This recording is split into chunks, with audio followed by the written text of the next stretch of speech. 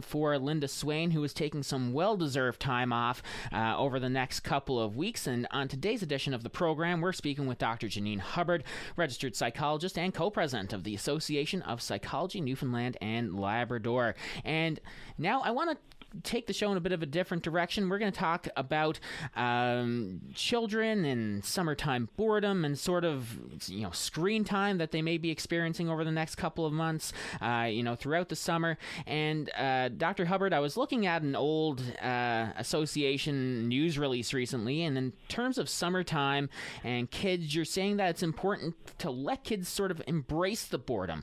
So just to start off, tell me what's meant by that. Well, first of all, I'm sorry to all the parents out there who are going to hear that and cringe and question what I'm suggesting, because we are reaching the stage in the summer where the novelty of being away from school is off. Perhaps kids' friends are off traveling or just not home, and we're getting a little bit of that, I'm bored, I don't know what to do, or the reliance on, well, if I don't know what to do, I'm suddenly going to spend a beautiful summer day inside staring at my phone.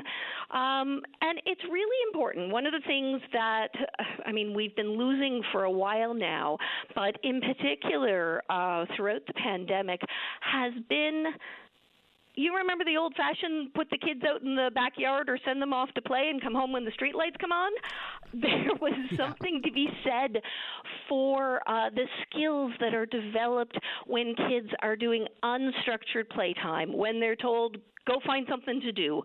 What we know is whether it's solitary play or whether it's play with a sibling or whether it's play with a neighbor or a friend or a cousin, not having it structured, not having it organized by an adult helps to develop a whole bunch of cognitive and developmental skills that are really essential.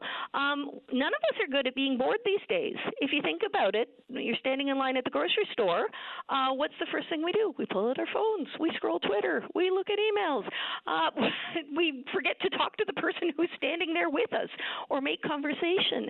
And our kids are seeing that modeled. So we know that being forced to kind of find something to do helps with things like problem-solving skills. Creativity is one of the biggest things. Curiosity, imagination, trying to figure out even, what are my interests? What are my hobbies? What are my aptitudes? What do I like to do? It also forces kids to navigate some social skills. Okay, we're going to invent a game or we're going to build a fort together. Well, how do I navigate? How do I set rules? How bossy is one kid going to be versus how tolerant is another child going to be? All of those activities away from parental interference really develops that whole capacity to problem solve, to socialize, to, as I said, get creative and use your imagination. And two, I know that, what would you say to a parent, because I know of some people who they need to have planned activities every day. They wake up and they go, okay, we're going here, here, here, here, and here, and they have their weekends are sort of always planned out with all these activities, and they feel that they need to be doing that all the time for their children. What would you say to that in talking about that theme of just letting kids sort of have that unstructured time? Well, some of it is a balance, and knowing the individual needs of your child and of your family.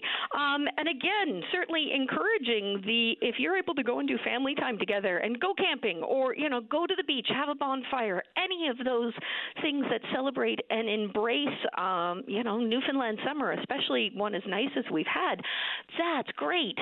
But at the same time, even making sure that during that time, there's a little bit of downtime, there's a little bit of unstructured time where, let's say you're going to the beach. Well, don't have every activity and game and, thing planned down to a timeline. Let the kids go wandering. Let them explore. Again, let them use some of that curiosity. You can structure it a little bit if you want by, say, for example, organizing like a scavenger hunt or, if you've got kids who need that little bit more guidance. But knowing your child, knowing your family's needs, because there are some kids who need to be busy, but within that busyness, figuring out ways to keep it unstructured for them so that they have to figure things out for themselves a little bit. Have you found that over it seems like every year more and more technology is becoming part of our lives. Do you find that there are more issues coming up in recent years in regards to kids not having sort of that unstructured time and spending too much time on, say, the iPad or in front of the TV playing video games? Well, and listen, I'll admit to being as guilty of it as the next person. Yes, I'm the one pulling out the phone while standing in line.